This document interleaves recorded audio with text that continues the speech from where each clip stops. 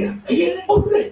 ó dùn wò ó dùn gbọ́ létí gbogbo ènìyàn. Bẹ́ẹ̀ ni ètò tó kọ́ni lọ́gbọ́n, ètò tó dáni lárayá, ìròyìn tó kún fọ́fọ́ káàkiri àgbáyé. Ká polówó ọjà kájọ bùgbẹ́jẹ, ètò tó ń pè nílẹ́rọ, ètò tó ní ṣe pẹ̀lú àṣà, ìròyìn eré ìdárayá, ìròyìn àwọn gbajúmọ̀ òṣèré. Bẹ́ẹ̀ ni live on air, advert, jingle, entertainment, breaking news, gossip and news, event promotion, church program, Muslim program, and all of your events. Ẹgbẹ́ gbogbo ẹ̀ wá kẹwàá polówó ẹ̀ lọ́yà ní gbogbo ayé yóò gbọ́. Rédíò àti tẹlifíṣàn kan ló lè ṣe. Ìbílẹ̀ rédíò and tẹlifíṣàn tiwantiwa tó kalẹ̀ sí United Kingdom. The classic of African community. Online station best for the community, home and abroad. Ìbílẹ̀ rédíò ni mo pè ní ẹ̀kú gbogbo wa. Ní gbogbo ìgbàkúgbà tí ò fẹ́ bá ń gbẹ̀yìn láti gbẹ́rù ètò tàbí tí ẹ bá fẹ́ polówó ọjà tàbí ohun tí ẹ ṣe ẹ̀tọ́ sí wa. Ní ìbílẹ̀ rédíò and television tiwantiwa,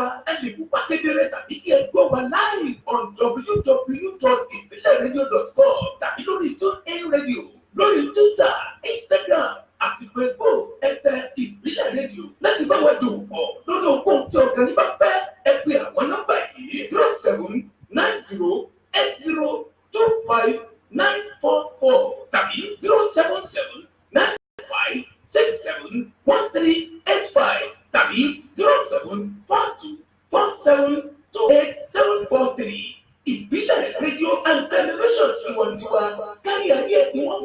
gbọ́ wa àkílẹ̀ ìbílẹ̀ títí.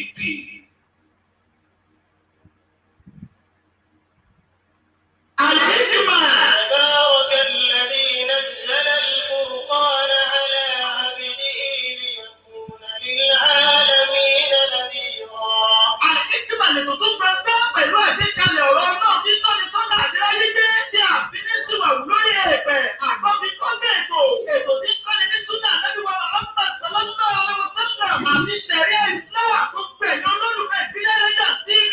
Al-Hikmah lètò tí ó máa gorí àtẹ́gùn ní gbogbo ọjọ́ Jímọ̀ lẹ́yìn àwọn Ramadan. Bákan náà ní Ramadan program tí ó máa wáyé lójoojúmọ́ nínú àwọn Ramadan títí tí Ramadan ló fi tẹnu mẹ́kọ́. Ètò yóò máa bẹ̀rẹ̀ ní dédé agogo 4 sí 5 ìrọ̀lẹ́ 4 to 5 p.m. Cairo time 3 sí 4 ìrọ̀lẹ́ 3 to 4 p.m. Nigeria time. Kàná máa túbọ̀ ètò. Àlùfáà Abdulaziz Isiaka Abẹ́lẹ̀ ìjà ọmọ ọlọ́gbọ́n lórí jẹ́ aṣarun àgbàfà bíkù kìkì mọ̀. Ìbòjú ọ̀run sọ̀ọ́sùn lọ́wọ́ tó jẹnu wúyẹ́wúyẹ́ jẹ́ àkùrá. Ètò Al-Hikmah gbogbo ọjọ́ Jímọ̀ Ramadan program ní gbogbo ìrọ̀lẹ́ káàwé lórí ìkànnì ìbílẹ̀ rédíò àti TV. Ẹgbẹ́ àlùfáà Abdulaziz Isiaka Abẹ́lẹ̀ ìjà àkóso ní nọ́mbà yóò fún ìpolówó àti ìkéde ẹgbẹ́ abẹ́fẹ́sọ nítorí ètò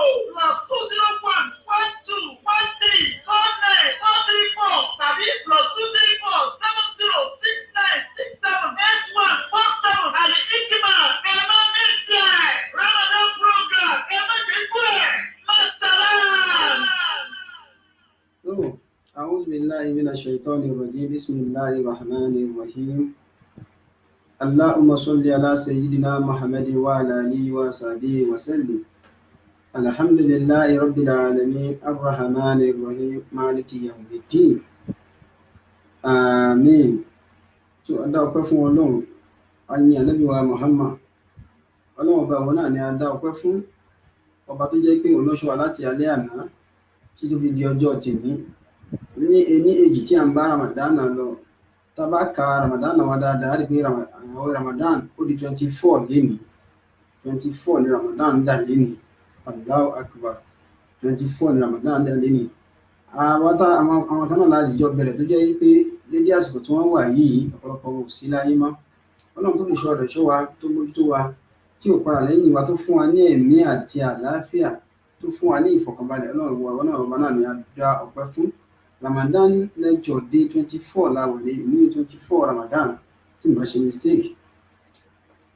Ọlọ́run náà dá ọpẹ́ fún ọba ìwọ náà ní ọba tí ọpẹ́ yẹ, ọba tó jẹ́ pé òun ni alágbára, ọba ọ̀gá ògo, ọba tí ọwọ́ ò tó ọlá rẹ̀, ọba tó jẹ́ pé ọba alágbára lórí gbogbo ọba alágbára lórí gbogbo nǹkan, ọba lè rí lè ṣe, ọba ṣe nǹkan tó fẹ́ àṣeyí tó wù fẹ́ni tó wù lásìkò tó bá wù tẹ́nìkan kan ò sì ní béèrè lọ́wọ́ ẹ̀. Kábíyèsí rẹ̀ akí ayàn lógo adúpẹ́ fún ẹ̀wọ̀n. Àrùn Fáyọ̀bí ò ṣe ọpẹ́ nítorí pé ọpẹ́ wa à lè kú tán. Ṣé ọpẹ́ ojú tá a fi ń rìnà ní ká máa dún ni, àbí ọpẹ́ ẹnu tá a fi ń sọ̀rọ̀, àbí ọpẹ́ àlàáfíà ara wa, àbí ọpẹ́ ẹ̀mí tó fún wa tó wà lára wa, àbí ọpẹ́ etí tá a fi ń gbọ́rọ̀ tó jẹ́ wípé ìjọ tá a ti ń lo etí, tá a ti ń lo ojú, tá a ti ń lo etí, kò sẹ́ni tó mú bí ìwà pé ká wá san bí èyí. Ọlọ́run a dúpẹ́ fún wa yìnyín lógo kábíyèsí rẹ̀. Ọ̀nà ọpẹ́ wa ó pọ̀ púpọ̀, wọ́n ṣàgbà ọpẹ́ wa, wọ́n ṣàgbà ọpẹ́ wa fún wa. Ọ̀làlá ìlà ìlà ní Ànábì wa Muhammad sallallahu alaihi wasallam. Ànábì wa náà ni Ànábì ẹni tí Ọlọ́run náà ní aláàánú sí wa. Ọba ẹni tí Ọlọ́run náà ní aláàánú, olùkìlọ̀ ni, olùfúnni nínú olùbàṣírùn wa nàzírùn náà ni Ànábì Muhammad sallallahu alaihi wasallam. Ọlọ́run àlékún ìkẹ́ àlékún ìgẹ̀ náà jẹ́ ọmọọba Adéwálé aṣíwájú àgbà Ànábì wa Muhammad sallallahu alaihi wasallam. Bẹ́ẹ̀ látara Ànábì Muhammad sallallahu alaihi wasallam àwọn àfáà tààtàrà wọn ṣorí ní tààtàrà wọn. Tààtàrà wọn jẹun alálùbáríkà táyé fi ń wò wá wípé èèyàn náà ní wá. Gbogbo wọn bẹ́ẹ̀ bàbá wa Alhaji Àgbà ti jẹ́ tá ti jẹ́ ẹrin tà náà bẹ́ẹ̀ wọ́n pọ̀ bẹ́ẹ̀ níwájú Ọlọ́run. Bàbá wa Alhaji Àgbà tẹ̀lé nífà tẹ̀lé olúwàsí àgbáyé, bàbá wa Lágége,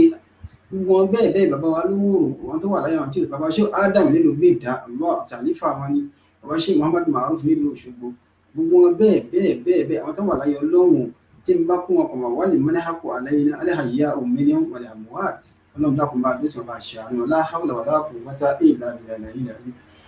Ẹ̀yìn wa tó dé bá ṣe dé adélé ní adé sí orí prógráàmù wa láti ilé iṣẹ́ wa Ìbílẹ̀ rédíò and TV, Ìbílẹ̀ rédíò tiwantiwa, Ìbílẹ̀ rédíò online.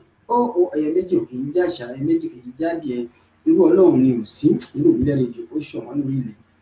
Adé bá ṣe dé lórí ètò Ramadan lecture day 24. Ẹ̀yin yẹn wá o lórí Twitter, lórí Instagram. If you are watching us for the first time or joining us for the first time, so a ní láti ṣàlàyé fún wọn pé lórí Twitter, lórí Instagram, lórí Facebook, lórí TuneIn Radio, you just go there and search for us. Wà á bá wa ń bẹ̀ kedere nítorí pé kí ni o, ibẹ̀ làwa kò síbi tẹ́ ẹ wá wa sí lórí íńtánẹ́ẹ̀tì, lórí àti àṣìkáyé, lórí ẹ̀rọ ayélujára tẹ̀ ní bá wa ń bẹ̀. Ọlọ́tọ̀ lórí tọ̀run ọ̀tọ̀ ní ti tọ́lú, ọ̀tọ̀ ní ti Ìbílẹ̀ rédíò, ọ̀tọ̀ ní ti Ìbílẹ̀ rédíò. Ẹyẹ bí ọ̀kẹ́ ò sí nínú àwùjọ ẹyẹ ọ̀gá ní Ìbílẹ̀ rédíò. Iléeṣẹ́ náà má jẹ́ kó wálẹ̀ máa láíláíláíláíláí. Ìkéde àti ìpolówó ọjà yín ó ṣe pàtàkì. Gbogbo yóò wèrè advert ní jingle, entertainment, breaking news, gossip news, event promotion, church program, bẹ́ẹ̀ ṣe gbọ́ nínú ìkéde wa. Gbogbo ẹ̀ kò sí tẹ́ ìgbọ́ tá nípa yín dá sí, nítorí pé kí ni o, wọ́n táwọn bá yẹn dá sí ó máa ní àlùbáríkà ni wọ́n náà gbé tiẹ̀ wá sí iléeṣẹ́ wa. Oníṣòwò, olóṣèlú, aládàáni, oníṣẹ́ ọwọ́, gbogbo nǹkan yóò kó lè máa ṣe, ìwọ náà máa bọ̀, máa súré títí bọ̀. Ẹlòmíì ò bèrè ń bẹ wọn Allahu Akbar, Allahu Akbar. Ẹlòmíì ò bèrè ń bẹ ọjà tí ń tà ìkànnì sáré káàkiri, sábàbọ̀ iléeṣẹ́ Ìbílẹ̀ rédíò kábọ̀ dá sí kábọ̀ pẹ̀lú ẹ̀yin ṣe nǹkan lẹ́fẹ̀ẹ́ bí ká bá yín kọ́ba ẹ̀yẹ pè wá àdá inú agbọ́n nọ́mbà tẹ́ lè pè wá sí òun náà ní ilé yìí +4474 5935379 tàbí kẹ́ ẹ pè wá sí +4474 2472874 wẹ́bsáìtì wa tẹ́ lè wá sí www.ibileradio.com. If you fẹ́ kọ email ni fẹ́ send message sí wa ni, you can also email us on info@ibileradio.com. Allah, ẹ̀yin yẹn wá, èmi ọmọ yín, ọmọ tó jẹ́ olólùfẹ́ yín, àbúrò yín Alfam, èmi ọmọ yín, olólùfẹ́ yín, àbúrò yín Abdulaziz Ishaq Abiola, ìdí àkóhun àwọn mímọ́ nílùú Òṣogbo ọmọdé ní òṣèdè. Orí ètò Ramadan lecture láwà ní 24. Èmi ẹgbẹ́ pè mí ní o sí prógráàmù ní àbíkọ́ kọ́pà yín ní ẹgbẹ́ ìpolówó ọjà ní àti ìkéde ni. Ẹ̀yin onímọ̀ṣáláṣí, ẹ̀yin oníṣàlátù, ẹ̀yin oníjọ nílùú Egypt tàwa nílùú Cairo, ẹ máa sáré tí ẹ máa bọ̀ wá. Gbogbo ẹ̀tẹ́ lọ́sàlátù tẹ́ fẹ́ ṣe prógráàmù pé kàbáyé gbé sáyé káyé ó mọ̀ ní pé kàbáyé lè fẹ́ ṣe. Gbogbo yín lọ́rùn ti mọ̀ tẹ́lẹ̀, ayé sì ti mọ̀ yín, ẹ máa bọ̀ wá, wọ́n tún mọ̀ yín sí dáadáa torí pé kí ni o, iléeṣẹ́ alálùbáríkà ní iléeṣẹ́ wa Ìbílẹ̀ rédíò and TV. Live and direct lẹ́yìn wá láti ìlú Cairo ní Arab Republic of Egypt. Nọ́mbà tẹ́ lè pè mí sí +201121349434. Ẹni lè pè mí sí WhatsApp mi sí +2347069678147. Ẹ̀yin wa Adébáṣe lélẹ̀ ní o, ọ̀rọ̀ táwọn bá gbọ́ láti ìjẹta àbí ìjẹrin. Ẹ jẹ́ kí tí wọ́n máa sọ fún wa, ó ṣeé ṣe kó jẹ́ pé ní ọjọ́ Friday ọ̀túnla òun ni a máa dá Ramadan lecture wa la máa ṣe àṣekágbá Ramadan lecture ní orí Ìbílẹ̀ rédíò. Tí mi bá ṣí tí calculation mi bá correct, tí n bá wò dáadáa ní ọ̀túnla Ramadan máa ní 26 lẹ́ni oúnjẹ 24 lẹ́ni tí ilẹ̀ bá ṣú lọ́dọ̀ títí wá ń bí mi ìmọ̀dọ̀ títí yín tó bá ní ọ̀tún yóò di 26 so a ṣe àṣekágbá Ramadan lecture ní ọjọ́ Friday ní ọ̀túnla ẹ̀yẹn tó wá di ẹ̀yìn Ramadan ní orí Al-Hikmah program after this Friday so ìyókù máa di ẹ̀yìn Ramadan ní ọjọ́ Friday tó tẹ̀lé ọdún ìyẹn máa jẹ́ Al-Hikmah program ẹ̀yìn wa kí la wí fún kí la akí gbogbo ẹ lólùfẹ́ ọgbà yìí tẹ̀ ń wọ̀ yìí tẹ̀ ń gbọ́ wa ẹ̀yin tẹ̀ ń join wa ẹ̀yin tẹ̀ ń like wa ẹ̀yin tẹ̀ ń send the love ẹ̀yin tẹ̀ ń send the comment ẹ̀yin tẹ̀ ń send the like tẹ̀ ń send the love tẹ̀ ń ju àfà àwọn fún wa ní ọwọ́ lóríṣiríṣi ẹ̀ka rẹ̀ kù iṣẹ́ gbogbo yín pátápátá la kí à ń fi àsìkò Ramadan àfi ń kí oníkálukú yín o gbogbo àyíká ètò oníkálukú wa ó wà Ọlọ́run bá ṣe ní àyè ìdùnnú fún wa ìdùnnú ẹnìkọ̀ọ̀kan yín Ọlọ́run má jẹ́ kí ó wọ omi ẹ̀yin èèyàn bá wa share program ẹ bá wa share invite àwọn ọ̀rẹ́ ẹ share gbogbo yín la kí o gbogbo yín tẹ̀yìn wa lórílẹ̀ Germany lórílẹ̀ Ireland ní United States bàbá wa ọba nílùú Ireland àti ní wọn ó ti ṣe díẹ̀ àti lórí program wa màmá wa Buhari láti Atlanta Georgia ní United States of America àti ráàmù náà ṣe díẹ̀ lórí program gbogbo yìí bẹ́ẹ̀ tẹ́ ń wà tẹ́ ń gbọ́ gbogbo ẹ̀ tẹ́ wà Ọlọ́run aláàánú yóò bá ránṣẹ́ aláàánú sí yín o yóò wọlé abẹ́ṣẹ́ nífẹ̀ẹ́ sí iléeṣẹ́ ìbílẹ̀ rédíò àtàwọn táwọn present ìfẹ́ tẹ̀ ní sí wa Ọlọ́run yóò bá nífẹ̀ẹ́ yín náà o wọ́n ní ìfẹ́ òní àkọjá òfin ẹbí program tá à ń bá bọ̀ ẹ̀yìn ẹ̀rọ kí à ń sọ ọ̀rọ̀ níjẹta tọ́pìkì ìjẹta náà ní kẹ́ ẹ bá wa kọ láti iléeṣẹ́ wa lọ́hùn sẹ́ẹ̀ right of couples kí ni ẹ̀tọ́ ọkọ ẹ̀tọ́ ìyàwó nínú ilé èyí ṣe tí ìgbéyàwó ń break gan ẹlòmíì á ní marriage ó wà complicated alábọ́yá are you married yes are you single ó wà complicated ìwọ wà ló wá fẹ́ ṣe inú méjèèjì kí ló fà á tó fi rí bẹ́ẹ̀ gan ṣé bẹ́ẹ̀ nìkan bá jẹ́ wúrẹ́ ẹnìkan jágùtàn ẹ̀yìn yẹn wa ẹ̀yà sábà ń gbóni díẹ̀ ló ń bọ̀ wá káwá ti ẹnu bọ̀ ọ̀rọ̀ kíníkálukú mọ̀ bí tí ara rẹ̀ kó kù sí nínú relationship Ọlọ́run ò dá wa pé kájọ yà lọ́tọ̀ọ̀tọ̀ Ọlọ́run ní mo dá yín fúnra yín kẹjọ máa gbé pọ̀ kẹ́ ẹ máa ṣe lọ́kọ láya kódà nínú ìwé mímọ́ tí àwọn nínú ìwé mímọ́ Bíbélì ó sọ pé Ọlọ́run ní kí ẹ máa bí sí ẹ sì máa rẹ̀ sí ẹ máa gbáyìn lórí rẹ̀ bẹ́ẹ̀ ni Kùránì ló sì wí fún wa o à ń bọ̀ wá láàrin ìṣẹ́jú kan ká gbọ́ orin láàrin ìṣẹ́jú kan tá a bá gbọ́ orin tán ká wá tẹnu bọ ọ̀rọ̀ náà ká wá tẹnu bọ̀ oníkálukú àwọn ibi tí ara rẹ̀ kù sí káwọ̀ ìwé ní ti tèmi ìwé ní ti tiẹ̀ gbogbo àná lọ́jọ́ bá wí à ń bọ̀ wá náà.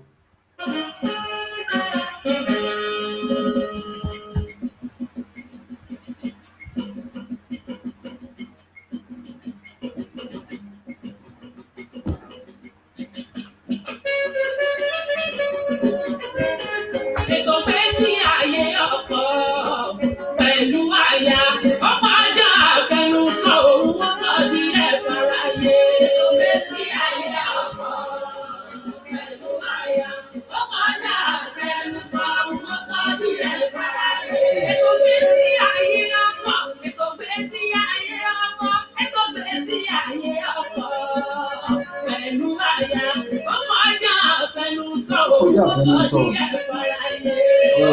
ìgbésí ayé ọkọ àti ìyàwó kò ṣe é dá sí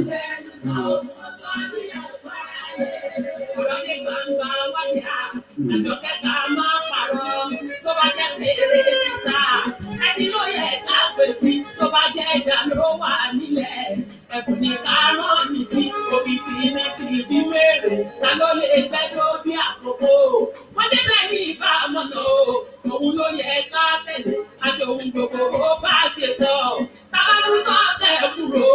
látúbọ̀ tẹ̀ rí ẹ̀kún ìfáyà láyé sọ fókùn níbi ká kọrí ìsìtì orí tó dé sí gbèsè àgbọ̀fọwọ́ kárí ìfáyà tún ti ń gà mo jẹ́ ká ẹ lójú orí mi ẹni tí máa fẹ́ jù ẹgbọ́n ohun tí kò tún gbélé àkọjá òkun gbogbo ìfẹ́ lórúkọ tó jẹ́ tọkọtaya ọ̀rọ̀ délé ọ̀rọ̀ ìdíyàwó wa. Ọ̀gbẹ́ tí ayé ọkọ̀ pẹ̀lú aya ọkọjá ọ̀tẹ̀nu sọ owó sọ ní ẹ̀ka ayé. Olórí wa Kàfáyàtù Sìngà ń bọ̀ náà wọ́n ní ìfẹ́ làkọjá òfin wọ́n ní ètò ìgbésí ayé ọkọ àti aya ó kọjá àfẹnusọ ẹ jẹ́ káwa náà sọ díẹ̀ bẹ́ẹ̀ kẹ́ ẹ jẹ́ àgbọ̀.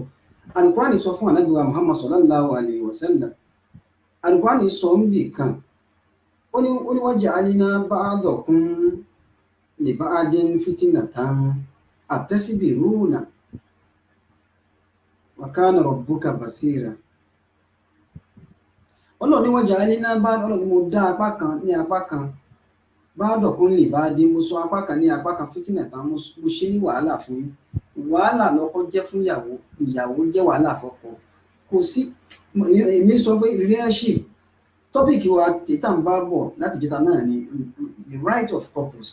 ẹ̀tọ́ ọkọ ẹ̀tọ́ ìyàwó ni tóníkálukú bá ti mọ ẹ̀tọ́ olówó ní jóòrò gan kí wọ́n fọwọ́ jẹ́ ọmọ agùn máa tẹ̀.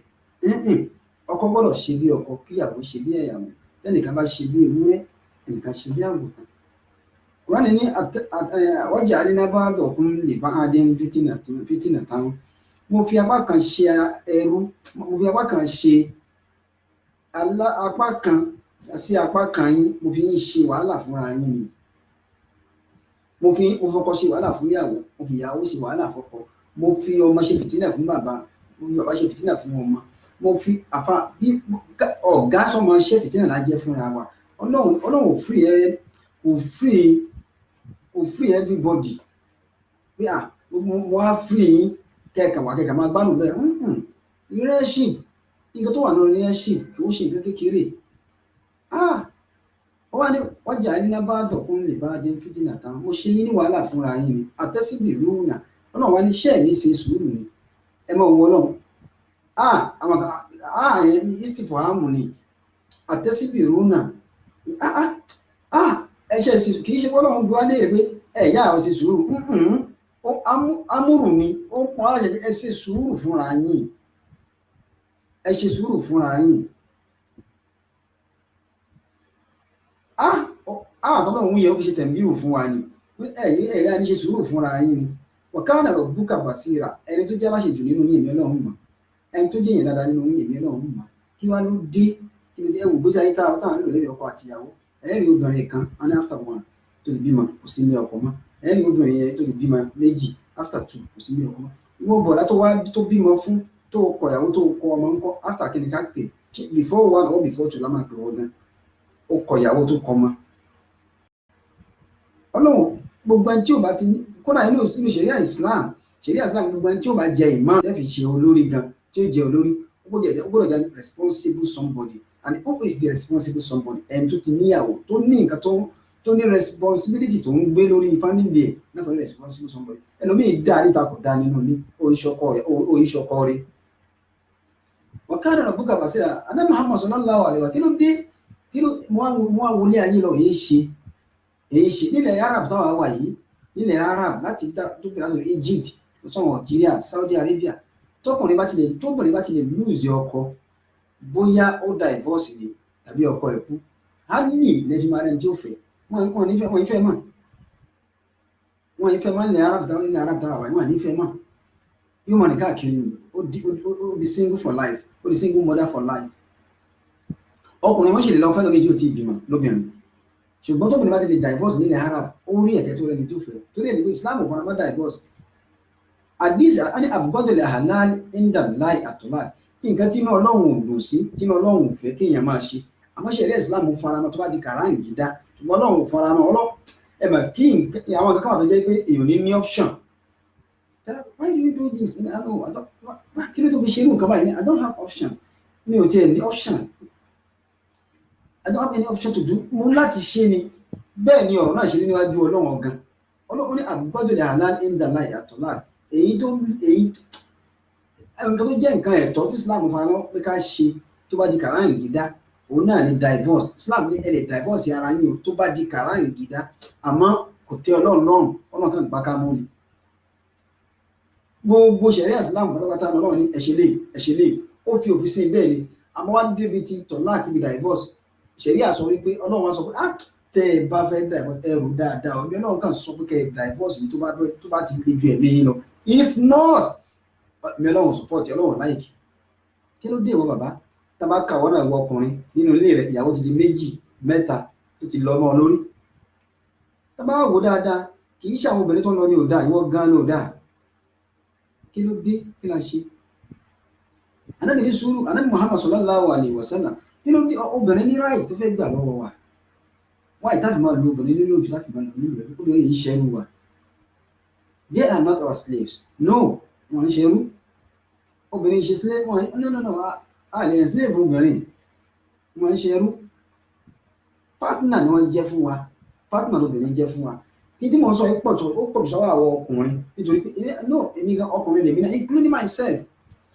ọkùnrin ẹ̀yà sọ reality orí program láti gbogbo ayé ń wà súrà àwọn ọkùnrin ó kù díẹ̀ káàtó lóòótọ́ àwọn obìnrin tá a ní nísìnyí wọ́n Yorùbá sọ pé ọmọ táyé bí láyé ń pọ̀n àwọn ìyá wa jọ̀hún Ọlọ́run ló mọ nǹkan tí ojú wọn rí ní ọkọ tí wọ́n sì wà ń bẹ̀ táwọn àfi bá wọn ń bẹ̀ tí wọ́n sì kú ń bẹ̀ dè mí ìwọ́n náà obìnrin kí ló ṣe tó wà mùsùlùmí tọkọ rẹ bá ti sọ ẹyọ kan ó sọ mẹ́wàá no Islam sọ fún wa pé ọkùnrin gbọ́dọ̀ jẹ́ ẹni tí ó ní sùúrù ó dẹ̀ gbọ́dọ̀ tọ́jú ìyàwó ẹ̀ dáadáa ìwọ obìnrin ìwọ náà gbọ́dọ̀ ní ẹ̀mí ìdáríjì fún ọkùnrin Allahu Akbar mo ń sọ náà pé obìnrin náà gbọ́dọ̀ ní àmánà nígbà pé ní àmánà ní trust náà ń pè ní àmánà ká ní òótọ́ fúnra wa ṣé ìwọ ní òótọ́ pẹ̀lú ìyàwó rẹ ṣé ìyàwó rẹ ní òótọ́ pẹ̀lú ọkọ rẹ tí wọn náà bá kúrò níbi iṣẹ́ tán onímọ̀ ìjà a wà níbi iṣẹ́ wa àmọ́ wa wà níbi iṣẹ́ àti close but mo ń ṣe overtime ni ṣé bẹ́ẹ̀ ló wà lóòótọ́ mọ̀ pọ̀ lọ́hùn ó tún wá ṣe bẹ́ẹ̀ ó tún wá rìnrìn ìràrùn lọ nígbà tó wà tó wá wọlé ó tún wá fi ògbójú wọlé obìnrin ó tún wá jẹ́ ọ pé ayọ̀ ẹ̀kọ́ mọ̀ ẹ̀dá báwo lẹ káàbọ̀ báwo lẹ ṣe wá pẹ́ báyìí àníṣe ò ṣe èrè ṣé ìgbé nǹkan fẹ́ sí ẹ lọ́pọ̀lọ́ wọ́n ń bèèrè lọ́wọ́ ìpẹ́ wọn mo ṣe pẹ́ ṣé wọ́n ń bọ́ mi ní kò tí ì le jù gbọ́dọ̀ bèèrè lọ́wọ́ ẹ̀ náà she's your partner kò ń ṣerú rẹ̀ she has all the right to ask you ó gbọ́dọ̀ béèrè torí pé kí ni o Ànábì wa Muhammad sallallahu alaihi wasallam ó ní zawjatu li mari'i sirruhu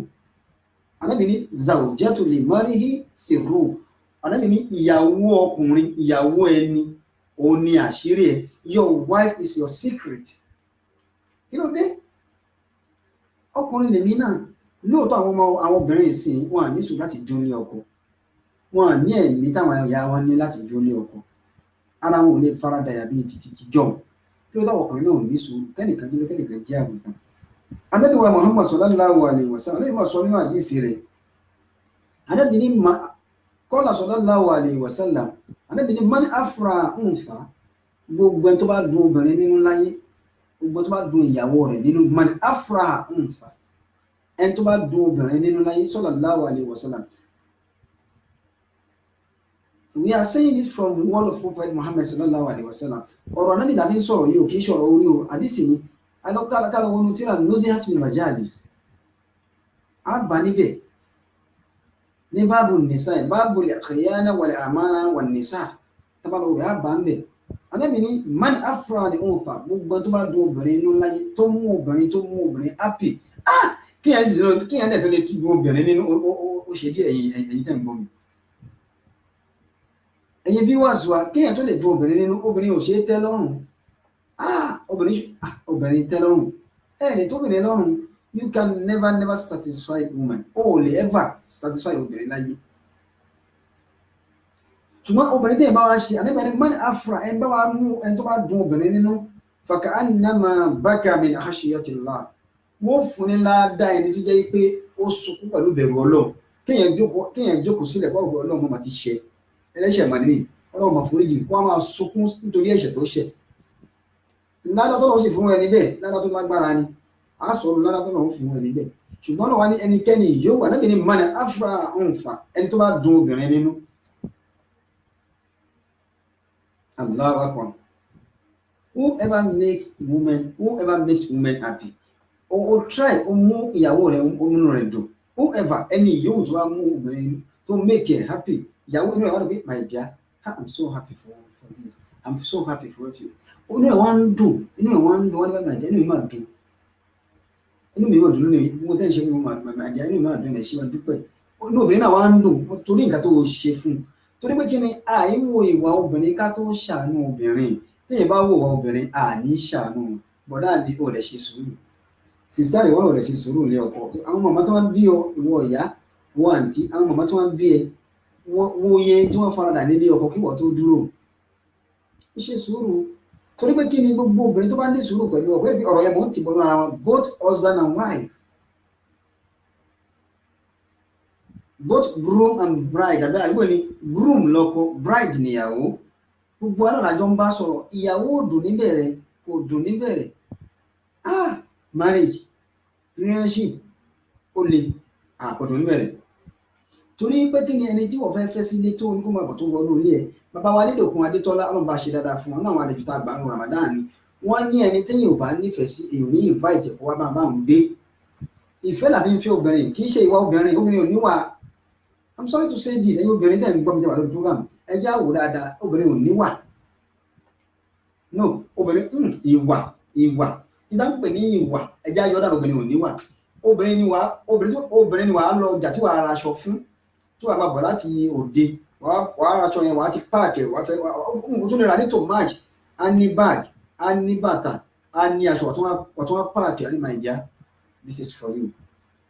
I'm giving you this for your birthday. Yóò àgbà, thank you my dear. Yóò ọ̀nà lè yóò ṣe, yóò ṣì wò aṣọ tó wọ̀ fún onírúurú láti ọjà, láti supermarket, láti store tó ti ń wọ aṣọ bọ̀, yóò ṣe yóò my dear, ilẹ̀ rà yìí. Ilé òun ṣe kọ́lọ̀ ti tèmi. Ẹyẹ ó bẹ́tà kẹta padà kẹlọ change. Èmi kọ́ nira lẹ́yìn fún ẹ máa wo obìnrin. Obìnrin ò kí ń appreciate. Àwọn ọkùnrin a dẹ̀ deserve appreciation. A deserve kẹ́ appreciate wa, àwọn obìnrin ò kí ń appreciate. Kí ló dé ìwọ náà ìyàwó wọn àǹtí mi? Wọ́n ra ọkọ rẹ̀ ra aṣọ fún ẹ, ó ra bàtà fún ẹ. Ọkọ ẹlòmíì àti ẹ̀sánwó school ẹlòmíì, asanwó school ọmọ ẹlòmíì. For you to say thank you lásán ojú wàhálà fún ọmọ mi, wọ́n ní ẹ̀màjá mo ti transfer àwọn school fees àwọn ọmọ sí school account o, so wọ́n lè láwọn ti rí owó yẹn, a ní okay no problem. Ṣe obìnrin níbi táwọn obìnrin rẹ wà, obìnrin ní òun sọ pé my dear ẹ ti sẹ́ndì ẹ̀, ọlọ́run máa bàṣírí yín, ọlọ́run máa wà pẹ̀lú yín, owó yẹn máa lọ sókè, àjèrè àwọn ọmọ yẹn, ọlọ́run ẹ̀ wò nígbà táwọn yẹn bá ń ṣe graduation báyìí, àyà gèlè èmi àti àjọ máa wà lálàáfíà ni. Àwa ṣàdúrà báwo ni ọkùnrin ò ṣe ní dùn, ọ̀rọ̀ tó tutù ìmọ̀ ń yọ bì lápò, ọ̀rọ̀ gbígbóná ń yọ ọfà lápò ni. Orí ọkùnrin náà ò dàrú, ẹ̀yin obìnrin yìí náà ṣe jẹ́jẹ́. Ànábì Muhammad sallallahu alaihi wasallam ó ní man afra untha, ẹnikẹ́ni yóò tó wá make obìnrin happy, tó ṣe nǹkan tó dáa fún obìnrin tó dùn, tí yóò wọ obìnrin ò ní wà. Ìyá fi wà lẹ́sẹ̀ kan tóbìnrin bá ṣe nǹkan tó dùn máa yàn, bàbá tó bí mi lọ́wọ́ náà bá kẹ́hùn bá mi ní mistake lóbìnrin ṣe, tóbìnrin bá make ẹ̀ ó ṣe mistake ni, torí gbogbo gbà wọ́n máa bà ọ́nú jẹ́ ni. Ànábì faka'annama baka min khashyatillah, wọ́n fún ní ládàá ẹni tó jẹ́ wípé ó ń sunkún nítorí ìbẹ̀rù Ọlọ́run. Wọ́n wá ní irú ládàá wo ní irú ládàá ẹni náà. Ànábì wa Muhammad sallallahu alaihi wasallam wá dákẹ́ mẹ́, ó ní wa man baka min khashyatillah, ẹni tó bá wá sunkún nítorí ìbẹ̀rù Ọlọ́run, kí ni ládàá rẹ̀? Harramallahu badnahu ala an-nar, Ọlọ́run ní ẹran ara rẹ̀ ń gángan, all of his body, gbogbo ara ìwáwátá Ọlọ́run ó yọ, Ọlọ́run ní jẹ́ kó wọná, Ọlọ́run ó ṣe léèwọ̀ fún ná ẹ bá sunkún torí ìbẹ̀rù Ọlọ́run. Bẹ́ẹ̀ náà ní tó bá mú obìnrin happy, Ọlọ́run náà ní jẹ́ kó náà wọná, iná àpapọ̀ àpáàdì. Bọ̀dáṣọ ọmọbìnrin Princess Ìbíwùmí Morẹ́ni kejì, wọ́n ní ẹ kú iṣẹ́ Olúwa, akíyín ṣe náà lẹ́wà láti ìlú Nàìjíríà láti ń kí wa. Báwo ni àwẹ̀ lọ́dọ̀ yín? Ẹ kú òǹgbẹ ìdìwọ́ rẹ̀ yín oṣù. Ẹ̀yin tẹ́ ń gbọ́ mi tẹ́ ń wò mí, obìnrin ò kí ń mú yàn happy, ìwọ ọkùnrin gbọ́dọ̀ ní sùúrù dáadáa, ó gbọ́dọ̀ ní sùúrù gidi gan, nítorí wípé ẹ̀tọ́ responsibility ẹ̀ òní kò tọ́jú obìnrin. Ànábì ní ẹni tó bá mú make obìnrin happy, man afra untha, èyí yóò nú ọkùnrin tó mú ìyàwó rẹ̀ happy, tó mú ìyàwó rẹ̀ dùn nínú obìnrin. Ànábì ló sọ bẹ́ẹ̀ nínú ọkùnrin. Faka'annama baka min khashyatillah, ó dàbẹ̀ ní ẹgbẹ́ kí ni ó sunkún pẹ̀lú ìbẹ̀rù Ọlọ́run. Ó dàbẹ̀ tó bẹ̀rù Ọlọ́run tí ìbẹ̀rù Ọlọ́run wá bọ́ sí lọ́kàn wá bẹ̀rẹ̀ sí sunkún. Ládàrú bẹ́ẹ̀ láàfún ẹ tó bá mú ìyàwó rẹ̀, tó bá dùn ìyàwó rẹ̀ nínú. Ànábì wá ní wa man baka min khashyatillah, gbogbo ẹni tó bá sunkún nítorí ìbẹ̀rù Ọlọ́run bá ń gbọ́ kílẹ̀ ẹ̀san ẹ̀ níwájú Ọlọ́run. Harramallahu badnahu ala an-nar, gbogbo ẹran rẹ̀ Ọlọ́run ṣe léèwọ̀, kò ní wọná. àṣàwọn obìnrin ní aṣọ náà nìjẹ́ náà ni wọ́n jẹ́ fún wa. Ànábì wa Muhammad sallallahu alaihi wasallam obìnrin mi náà bàjẹ́ obìnrin mi bàjẹ́ ọkọ ṣe nǹkan fún ọ kó ti wá sí ẹṣẹ kó ṣàdúrà kò ní jọ lójú rárá. ìkànnà àwọn arákùnrin kan wọ́n fìyà jẹ ìyàwó ẹ̀ wọ́n ń fìyà jẹ ìyàwó ẹ̀ lójoojúmọ́ wọ́n ń jẹ ìyà gan tí ì ṣe ìyà kékeré ló fi ń jẹ ìyàwó ẹ̀ ó sì lówó lọ́wọ́ wọ́n á pè é gbogbo aráàlú wa bẹ̀ sí bẹ̀ pé obìnrin yìí bọ́ jìyà nígbà tó wó dé máa tọ́jú rẹ̀ tọ́jú obìnrin yìí láti jọ́ pàtó tí ì ní ìgbà obìnrin ló wà pẹ̀lú ẹ̀ ó lóun ní tọ́jú ẹ̀ wọ́n tó wá wòye lọ wá wò máa kẹ́rù máa lọ wọ́n fojú ẹ̀rí màbo wọ́n wá parí ìjà yìí títí fa ọkùnrin náà ní foríjì obìnrin yìí sẹ́ẹ̀. Báwo lọ̀rọ̀ ọkùnrin náà ṣe jẹ́ obìnrin gbọ́dọ̀ máa appreciate ọkọ rẹ̀ ni gbọ́dọ̀ máa ṣe. Ànábì wa Muhammad sallallahu alaihi wasallam ó ní ká ní Ọlọ́run pa mí láṣẹ kí n sọ fáwọn àlùmọ̀ mi wípé kéèyàn forí balẹ̀ fún nǹkan mi lẹ́yìn Ọlọ́run ni òun bá pa àwa àlùmọ̀ rẹ̀ láṣẹ ìbá pa àwọn obìnrin láṣẹ kí wọ́n máa forí balẹ̀ fún ọkọ wọn lẹ́yìn ìgbà tó bá kírun tán láàárọ̀. Wọ́n àìtọ́ ọkọ bọ́kọ bá kéré bí ológìnì ọ̀pọ̀lọpọ̀ ń jẹ́ mọ́ ti bọ́ra wọn ni o ẹ gbọ́dọ̀ mọ aráìtì ara wa ní Muhammadu sọ bẹ́ẹ̀ sallallahu alaihi wasallam. Ọkùnrin bẹ̀rẹ̀ sí fìyà jẹ ìyàwó rẹ̀ wọ́n á bẹ̀rẹ̀ sí bẹ̀ pé bọ́ fìyà jẹ ìyàwó ẹ̀ mọ́ obìnrin dúró tiẹ̀ nígbà tó ní owó tó lọ́lá obìnrin ló dúró tiẹ̀ ló wà pẹ̀lú ẹ̀ kí ló tó fìyà jẹ arákùnrin yìí báyìí. Ó ní ẹ̀yin èèyàn tẹ́ bá bẹ̀ mí di 100 years mi ní foríjì mi sì ní tọ́jú ẹ̀ tó bá wù wá kẹ́rù ẹ̀ á lọ sílé wọn. Mò ń bọ̀ wá náà ẹja gbọ́ràn ní ìṣẹ́jú kan ẹja ní bírèkì ní ìṣẹ́jú kan mò ń bọ̀ wá káwá padà wá káwá mọ̀ gbogbo alájọ níwọ̀ tá fẹ́ gbà lọ́wọ́ ara wa ìwọ bọ̀dá ìwọ àǹtí báwo ni wọ́n ṣe ń tọ́jú ìyàwó rẹ̀ sí báwo ló ṣe ń tọ́jú ọkọ rẹ̀ sí báwo ló ṣe ń tọ́jú ọkọ rẹ̀ sí ìwọ àǹtí mi ẹlòmíì àlá inú àwọ̀ ilẹ̀ mi jẹ́ ọkọ ìyàwó nínú àwọ̀ ilẹ̀ mi jẹ́ ìyàwó ilé ọkọ ìyàwó ilé tó dáa bẹ́ẹ̀ lẹ́yìn àwẹ̀ ńkọ́ òun ṣe ìyàwó ní mọ́ni lẹ́yìn àwẹ̀ ńkọ́ ṣóun ṣe ọkọ ìyàwó mọ́ni kí ló dé ló bẹ̀rẹ̀ ní ṣìkà kí ló dé gan Allahu Akbar. Ẹ̀yin yẹn wá fẹ́ máa rí kọ́mẹ̀ntì yín ẹ máa pè wá wọlé nǹkan táyìn náà bá observe kí làwọn tó ń break relationship I trust ara ẹni àfojúdi ń bẹ fúnbìnrin mi ọkùnrin mi náà sì lóòótọ́ àmọ́ ìwọ ìyàwó wa gbọ́ ìwọ ọkọ wa gbọ́ nobody is perfect perfection ò sì fẹ́ nìkan Ọlọ́run nìkan ni perfection wà fún èyí tó bá ti rí lára ọkọ rẹ tó jẹ́ àléébù ni wọ́n fara dà á tó bá ti kọjá tó lè gbẹ̀mí ẹ̀ wọ́n fara dà á nítorí pé you can also change your husband with your attitude o lè fi with your good attitude o lè change ọkọ ẹ pẹ̀lú gbogbo àti òdà wà á gbà lọ́wọ́ ẹ̀ ṣùgbọ́n obìnrin ní ẹgbẹ́ gbà kan lọ́wọ́ obìnrin lọ́wọ́ gbà kan lọ́wọ́ obìnrin tóbìnrin ẹgbẹ́ gbà kan lọ́wọ́ ọkọ ẹ̀ ó mọ ọgbọ́n tó lè gbà tó fi gbà kan lọ́wọ́ ọkọ ẹ̀ nígbà tó gbogbo ará àdúgbò ti bẹ ọkọ rẹ tó lòun ní ṣe ó mọ ọ̀nà tó lè gbà tó fi lè bẹ̀ tí ó sì ṣe à ń bọ̀ wá nínú àmì ìṣẹ́jú kan ọ̀gbọ́n sí eyín ọkọ àti ìyàwó. Èmi ti fàáyà sí ìyá, àtọ̀gẹ́ ni ayé ń fẹ́. Mo ń fẹ́ nínú ilé mi, mo wà nínú ilé ọkọ mi. Mo wá ń fẹ́ Olúwa, ọba tó ní ilé ayé. Olóhùn gbogbo lọ́dọ̀ tó ń ṣẹ́rú tó bá ṣe fẹ́. Ọlọ́run fẹ́ fún ẹ̀dá o, ìwà náà bá lọ́wọ́ wọn. Mo wá ń fẹ́ Ọlọ́run, jọ̀wọ́ máa gbọ́ wà rere mi.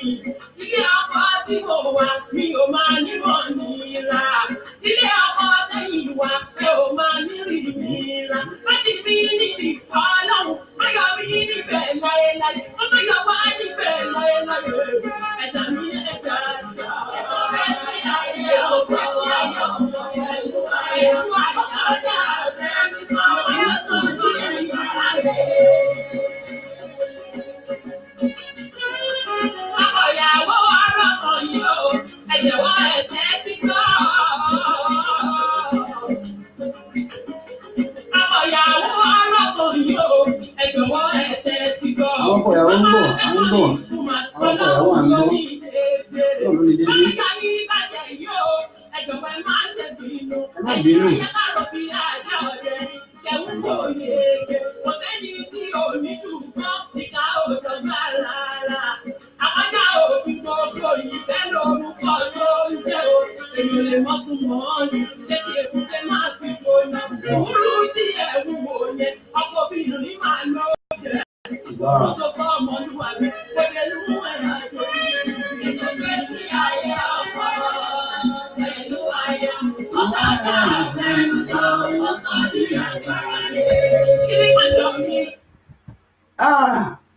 Ajá Kifayatu Singa ẹ wò bó ṣe ń gbé ọ̀rọ̀ náà kalẹ̀ léra wọn ní wọ́n fi ṣírí hikma ẹ̀kọ́ wà nínú orin púpọ̀ ẹ wò bó ṣe ń gbé ọ̀rọ̀ náà kalẹ̀ lóríṣiríṣi náà ń gbé lérí ara wọn ètò ìgbésí ayé ọkọ àti aya ó kọjá àfẹnusọ àwọn bàbá ilẹ̀ Yorùbá wọn ní ọ̀rọ̀ ọkọ àti ìyàwó kò ṣeé dá sí bàbá wa kan tiẹ̀ kọrin bàbá wa ẹni nígbà míì tí mi bá ń ṣe program ẹni mi máa ń wò pé èmi á máa kọrin bàbá àwọn ọmọ lọlá láti ìlú Germany wọ́n ti wà lórí program you are welcome sir ẹ kú òǹgbẹ báwo ni àwẹ̀ lọ́dọ̀ yín ṣé dáadáa lẹ wà bàbá ọmọ lọlá ẹ̀yin náà máa bá wa dá sí ẹ máa sẹ́ni kọ́mẹ̀ntì kí ni experience lẹ́yìn náà rí pẹ̀lú àwọn couples àwọn husband and wife mi ládùúgbò ọkùnrin gbọ́dọ̀ ní sùúrù púpọ̀ olórí tó dáa ọkùnrin gbọ́dọ̀ ní sùúrù ni ọ̀nà ó gbọ́dọ̀ ní sùúrù gan torí obìnrin atáyàn ní sùúrù ni wọ́n ó gbọ́dọ̀ ní sùúrù gan arákùnrin yìí nílùú tí ó ṣẹlẹ̀ wọ́n wá bẹ̀rẹ̀ sí ibẹ̀ títí fá wọn ní kó tọ́jú ìyàwó ẹ̀ wá nígbà tó yá kó wọ́n lọ fẹjọ́ rẹ̀ sun ìmáàmù ìlú wọn ìmáàmù àgbà nílùú wọn ìmáàmù àgbà the chief imam nílùú wọn wọ́n lọ pè wá ìmáàmù ní ẹ pè lágbájá wá ẹ pè ìyàwó ẹ̀ wá wọ́n wá pè lágbájá wá pè ìmáàmù ní gbogbo ayé ń bè wọ́n ní kó tọ́jú ìyàwó ẹ̀ èmi náà wá fẹ́ dá sí ọ̀rọ̀ náà mo fi Ọlọ́run wa bẹ̀ gbogbo nǹkan ìyẹ́wò tó kí obìnrin lè ṣe wọn bẹ́ẹ̀ kó foríjì kó lè bá a tọ́jú ẹ̀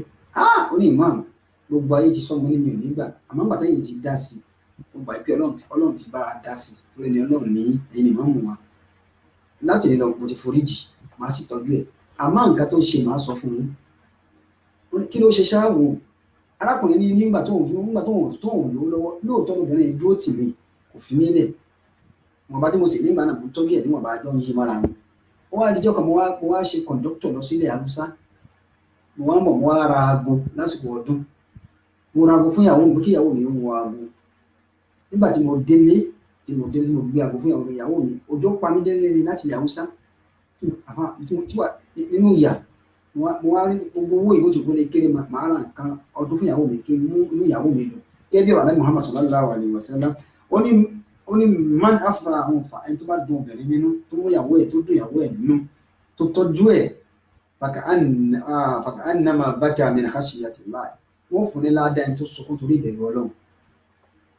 arákùnrin wa ni mo wá dé ní arákùnrin ni mo ní mo wá gbé aago fún ìyàwó mi nígbà tí mo fún ìyàwó mi ní aago tó wò báyìí ó ní èmi lẹ́ra aago eléyìí fún aago tí ń ṣẹ́jú pípí yìí aago eléyìí ti ń paná pé ó kàn lé aago náà mọ́lẹ̀ ní la ilaha illallah muhammadu rasulullah. arákùnrin ni ó ní mo fọwọ́ ju olórí ìkókó dàrú ná láti Kano State tóun ti ra aago tóun gángan ò ra common slippers fún ara àwọn ó sì lámálẹ̀ ó appreciate ó ní ìgbà náà ló ti wá ní sọ́kàn pé tọ́lọ́run bá kẹ́mi tí mo bá di lówó ó jẹ ìyá rẹ̀ ó ní ìyá rẹ̀ ló ń jẹ látọjọ́ yìí ó ní àwọn bàtà dídá sí ọ̀gá wa ìmáàmù foríjì ẹ̀yin náà wọ̀n kan ìwọ ọkùnrin náà foríjì ìyàwó rẹ̀ ìwọ obìnrin náà ìwọ náà máa appreciate ọkọ ẹ̀ obìnrin mi ti ẹ̀ bàjẹ́ torí bí owó sáfẹ́rẹ́ díẹ̀ lọ́wọ́ ọkọ ẹ̀ ó wá fẹ́ sanwó sukú àwọn ọmọ ọkọ wa pẹ̀lú nàìjíríà yá mi ní owó yẹn bá mi sanwó sukú àwọn ọmọ yá mi ní owó yẹn ẹ̀mí lówó yẹn màá fún ẹ níta wọ́n ń pe àwọn ẹ̀yàn ọmọ ẹwà ẹgbà school fees yín ni o láti ní kí n yá wọn kí ẹ sanwó bá ti ṣe sùn ẹ sọ fún wọn ní school ni mo fún yín o àìrọ wọn ń ṣe bẹ́ẹ̀ obìnrin alábàríkà yóò pe ọkọ rẹ̀ pé ká bàbá wa ẹ má jẹ́ káwọn ọmọ yẹn máa bá ìlú lọ́wọ́ ìlú rẹ̀ fẹ́ yá ṣebí 10,000 naira ni àṣírí ti last time ẹ̀yin ẹ̀sán proper last time ẹ̀yin ẹ̀sán ẹ̀yin náà lẹ́sàn kan ó wá bẹ́ẹ̀ this time around nìyẹn ìgbà 10,000 naira ni wọ́n wá kó fún ọkọ rẹ̀ bá di láàárọ̀ ẹ kó fún wọn látọwọ́ ara yín obìnrin alábàríkà bí ṣe ṣe nìyẹn àwọn ọmọ onímọ̀ ẹni tí ń san ṣùgbọ́n àwọn ọkùnrin náà tó bá ti gbà ẹ̀tọ́ rẹ ni o ìwọ ọkùnrin o gbọ́dọ̀ dápara fún ìyàwó rẹ tó bá ti lówó lọ́wọ́ torí pé kí ni ó ràn ọ́ lọ́wọ́ ni ẹ̀tọ́ tiẹ̀ ní kò san tọ́lọ̀ sọ́pà ní jẹ́ ọkọ náà nìyẹn ìmọ̀ àfàdọ́lọ̀ láwù bá dọ̀kún àlàábáàdì wọ́n lè máa ń fàkún ní àmùwálì ọlọ́run torí owó tẹ̀ ń ná fóbìnrin ẹ̀ ń náwó fún wọn ẹ̀ ń raṣọ fún wọn ẹ̀ ń fún wọn lóúnjẹ ẹ̀ ń sanwó lé wọn ẹ̀ ń tọ́jú wọn torí ẹ̀ náà lẹ́ẹ̀dí jọ́gà fún wọn kò sí nǹkan míì náà lẹ́yìn àbí tiẹ̀ náà ni wọ́n. ẹ̀wọ̀n anábì wọn sọ̀rọ̀ ó ní man anábì ló sọ sọ́lọ̀ pọ́ǹtì anábì ni o point ànábì ni this is prophet Muhammad sallallahu alaihi wasallam point ono point ẹ̀ ó ní man ní hafraha ń fa ẹni tó bá dùn ìyàwó ẹ̀ nínú bọ̀dá ṣùn dùn ìyàwó rẹ̀ nínú. ẹ̀yin èèyàn wa ń bọ́ láwa wà lórí ìbílẹ̀ rédíò and TV ìbílẹ̀ rédíò online láti ilé iṣẹ́ wa ìbílẹ̀ rédíò láti ìlú London lọ́hùn nílùú Cairo lẹ ti ń wò wá ní Arab Republic of Egypt orí Ramadan lecture day 24 la wà yìí. ẹ̀yin èèyàn wa kí ni Ramadan fẹ́ kó wa gan ó fẹ́ ká já láàánú fúnra wa ni kí ló dé tó láàánú ìyàwó rẹ̀ nínú Ramadan tó dẹ̀yìn àwẹ̀ tó láàánú ẹ̀mọ́ lẹ́yìn Ramadan kí ló dé èyí oúnjẹ òfin sílẹ̀ mọ́ èyí oúnjẹ òfin sílẹ̀ ẹ wo nínú Ramadan ẹ jẹ́ máa jẹun pọ̀ wọ́n ṣe máìmáì ẹ̀yin àtàwọn ọmọ yín ẹ máa já kàràmọ́ ara yín wọ́n kí ló dé tẹ̀ ṣe bẹ́ẹ̀ lẹ́yìn àwẹ̀ gan ìdí Ramadan fẹ́ kẹ́ ẹ̀ mọ̀ ní pé tẹ́ bá ṣe bẹ́ẹ̀ nínú lẹ́yìn àwẹ̀ bẹ́ẹ̀ bí Ọlọ́run máa ṣàánú yín. mo ń bọ̀rọ̀ arábìnrin kan lọ lánàá arábìnrin tó ṣọ́ àmánà ọkọ rẹ̀ dáadáa arábìnrin yìí ọkọ ẹ̀ travel ó wá fi ìyàwó ẹ̀ fún àbúrò ẹ̀ àti gbogbo àwọn asset ẹ̀ nígbà tí ọkọ travel ọkùnrin wa parọ́ mọ́ ó fẹ́ bá ìyàwó ẹ̀gbọ́n ẹ̀ láṣepọ̀ ó wá gbà kó wá má bàa tú láṣìírí ó wá parọ́ mọ́ kó ṣe ṣìnà ó wá ẹlẹ́rìí mẹ́rin wọ́n jẹ́rìí ègéèsì arábìnrin jẹ́bi ṣẹ̀ríà Islam wọ́n lọ lẹ̀kọ̀ mọ́ pa lẹ́yìn ìlú níbi tí wọ́n lẹ̀kọ̀ pa sí mọ́ lẹ̀kọ̀ mọ́ sí wọ́n lọ kó ti kú ni wọ́n filẹ̀ wọn lọ sílé ní òru arákùnrin kan wá kọjá ń bẹ̀ fọ́sẹ̀mí àníyàn wọ́n ń gbọ́ pé oyin kankan mí nínú wọ̀nyí ó wá kó òkúta kú ń bẹ̀ lórí pé arábìnrin ló wá gbé tẹ̀jẹ̀tẹ̀jẹ̀ ó gbé lọ àwọn iṣẹ́ aráàlú wọn ó gbé lọ sílùú títí ẹ̀ ó tọ́jú ẹ̀ gbèdélé nígbà tó délé wọ́n fi sí yàrá kan yàrá bí tọ́mọ wọn sùn bíi visitor room wọ́n ní kó máa sùn bẹ̀ wọn àtọ́mọ arákùnrin kan wá káwọn wọn lẹ́nu fẹ́ bá aláṣepọ̀ lẹ́lẹ́ẹ̀kejì ìyẹn yọ ọ̀bẹ nígbà tí tó fẹ́ gún lọ́bẹ̀ tó dọ̀jì ọ̀bẹ ọmọ tó tán tẹ́ sílẹ̀ òun ni ọ̀bẹ gún tó jẹ́ ọmọ àwọn ẹni tí wọ́n gbà sílé ìyẹn sá lọ wọ́n bá parọ́ wọn ló pa ọmọ àwọn ni nígbà tó ń parọ́ ọmọ bàbá tó gbà sílé mọ̀ wípé kì í ṣe òun ló pọ̀ ọmọ ṣùgbọ́n ìyàwó rẹ̀ ò fẹ́ kó gbà sílé torí pé kí ni òjòwú lobìnrin owó ọkùnrin sì gbóná ju tóbìnrin lọ ṣùgbọ́n àwọn obìnrin àkàmọ́ ń sọ wọ́n lẹ́nu ni òṣàbíyẹn pé méjì obìnrin ò dénú bàbá ìwà ni wà arábìnrin owó tó wà lọ́wọ́ mi ni máa bá tiẹ̀ lọ nígbà tí arábìnrin náà wà ń lọ méjì mo bá dé nìyẹn wá débi kí wọ́n sọ ẹnìkan mọ́kè ẹ̀rọ wá pé wọ́n fẹ́ lẹ̀ kó wọ́n fẹ́ bí wọ́n so lè mọ́ bí kan fẹ́ pa wọ́n ní ẹ̀yìn èèyàn kí lẹ́yìn ṣe ń bí akún fẹ́ pa ọkùnrin ni wọ́n fẹ́ pa ni àwọn tí ó pa ní ilé máa ń bọ̀ yẹn kí ló ṣe wọ́n ní ẹ̀ṣẹ̀ báyìí ló ṣe ṣùgbọ́n wọ́n ti ní kóòtù wọ́n nínú kí wọ́n lọ pa tàbí kó san iye báyìí wàá rówó san ẹjọ́ ọkùnrin ikú ló tọ́ sí arábìnrin yìí obìnrin dáadáa ó ní òun náà sì wà ní problem ló lé kúrò nínú rẹ o ó wá ní èlò ní iye báyìí ó ṣe déédéé iye owó tó kù lọ́wọ́ ẹ̀ ó ní ìyẹn tí tabaríyàn bá arákùnrin sanwó náà nǹkan wọ́n ní tabaríyàn bá sanwó yẹn ó fi ilẹ̀ ó sì tọwọ́ bá kù ó sì kó owó náà kalẹ̀ la ilaha illallah muhammadu rasulullah àwọn obìnrin dáadáa ni àwọn ìyá wa níjọ́ tó bá dáná oúnjẹ fọ́kọ Rabiatul Adawiyya obìnrin rere agbọ́nù táwọn Sayyidatu Rabiatul Adawiyya nílùú Cairo yìí ní mọ́sálásí rẹ̀ wà ibi ẹni sàárè rẹ̀ sì wà èmi máa bẹ̀ obìnrin dáadáa nìyẹn agbọ́nù tàbí pé tó bá gbé oúnjẹ lọ fún ọkọ rẹ̀ yóò kó òkúta kéékèèké sí apá kan yóò wá mú ẹgba yóò fi sẹ́gbẹ́ kan tí ọkọ bá sọ ọkọ wa ní èyí ṣe tó gbóúnjẹ kalẹ̀ tó kó òkúta sẹ́gbẹ́ àti anítẹ̀ bá ti jẹ́ tí ò bá ti dùn lẹ́nu yín tí ò bá ti ṣe taste bẹ́ẹ̀ ṣe fẹ́ ẹ mú ẹgba yìí kẹfì nà mí kí ni bá nà tó náà jẹ́ kí n mẹ́gba wá ní tẹ bá tó wá nà mí tí mo bá tó wá sá sẹ́yìn tí mo tó wá sá sọ̀hún tó ẹ gbádùn mi mo wá sún mẹ́yìn ẹ̀sùn mọ́ òkúta kẹlẹ̀ mọ́ mi àwọn obìnrin dáadáa ṣé bẹ́ẹ̀ ni wọ́n ń ṣe fọ́kọ rẹ̀ ọkàn lọ́kọ rẹ̀ ò ní sùúrù kan ní sùúrù ni wọ́n ń kọ́ ìwọ gan tán ní sùúrù kí ló dé lẹ́nìí obìnrin wa wà obìnrin mi wà ọlọ́mọ kan ọlọ́mọ méjì wọn sí ní ọkọ tó jẹ́ pé kì í ṣe bẹ́ẹ̀ wọ́n ṣe mistake tàbí kúrò ní ọkọ wọn ni ò dáa àyè ní sùúrù ni kí ló dé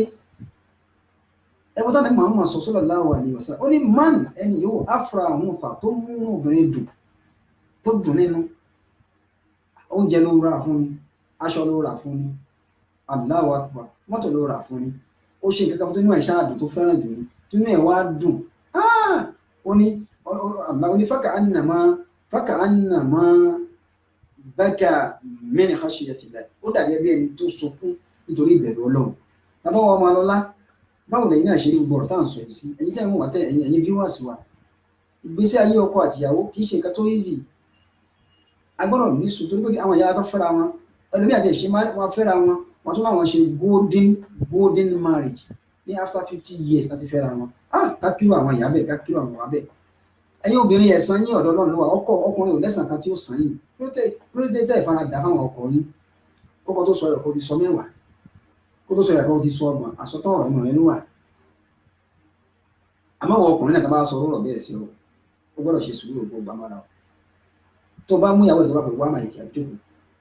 ṣé mi ló sọ̀rọ̀ sí báyẹn nìkan. Ọgbọ́n nǹkan tí mò ń sọ fún yẹn mo ráìtì náà mo ń kọ̀rọ̀ ìtì ẹni mi ò bú ẹ. Mo kàn fẹ́ kó understand àti mò ń sọ ni. Èmi ni mo fi ẹ̀mí lọ́kọ ẹ mi ò lè nígbà tí ò dáa kí n ṣe fún ẹ náà. You have to trust me. You know I love you. Tó bá mú obìnrin wálẹ̀ obìnrin ìbámu náà ni obìnrin ọpọlọ wọn báyìí ọlọ́run foríjì mi o ẹ̀yìn ló wà ẹ̀yìn ìyá wa foríjì mi o. Wá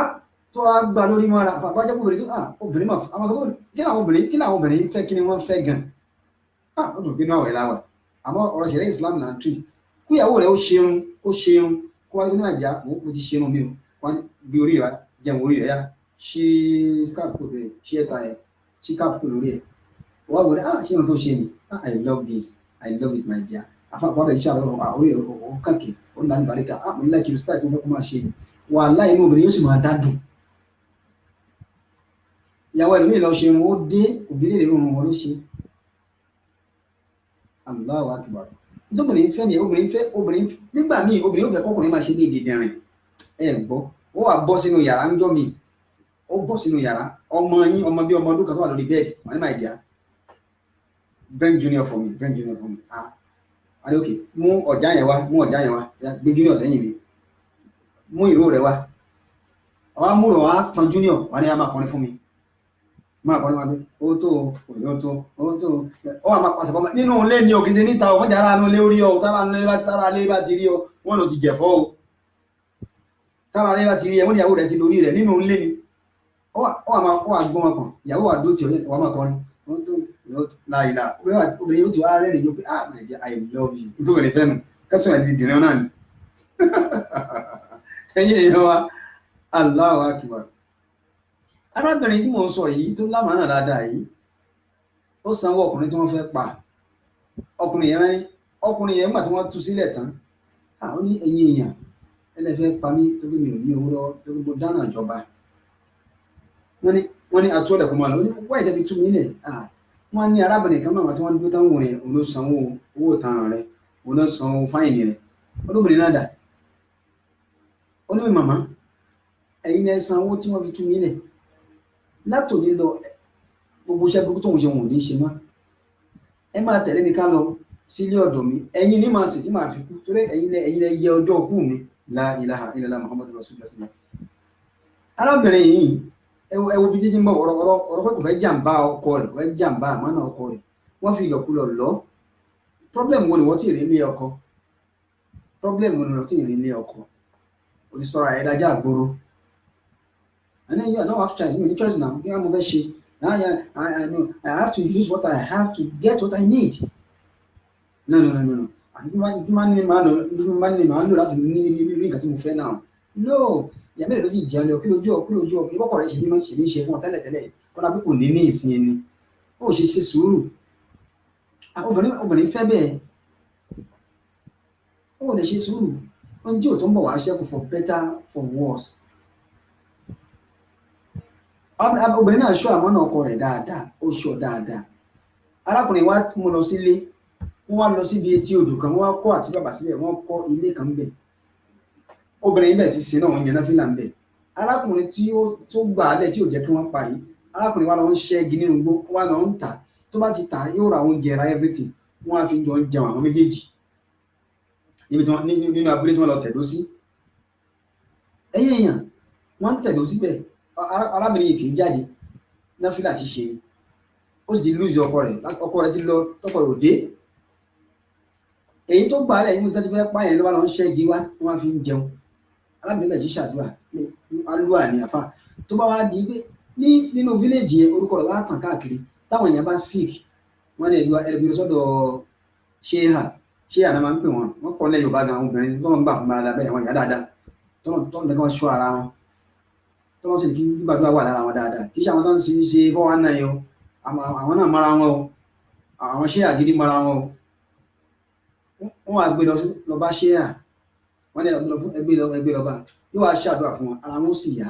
yóò ṣàdúrà fún wọn ara wọn sì yá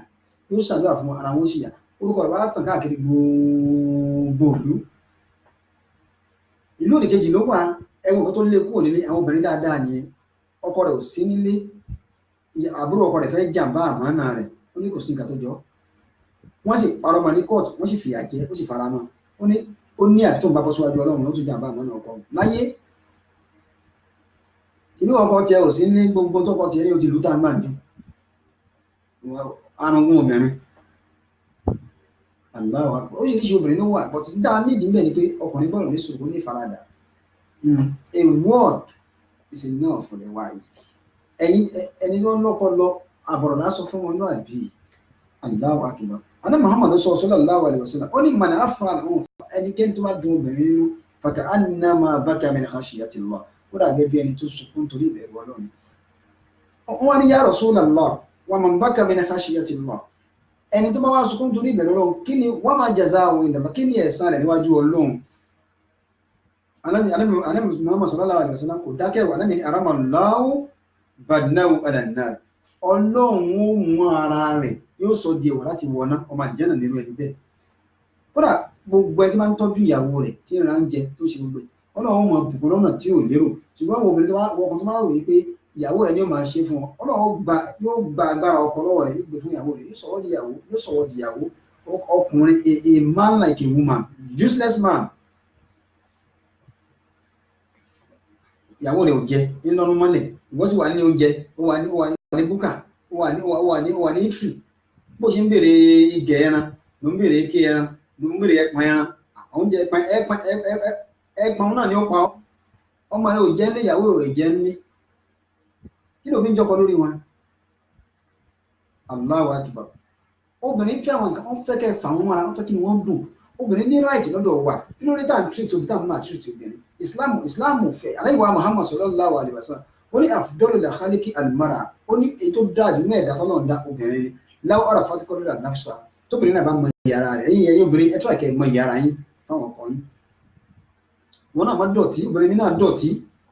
ọkọ rẹ̀ ó ra aṣọ wálé yóò ra gbogbo nǹkan wálé yóò ra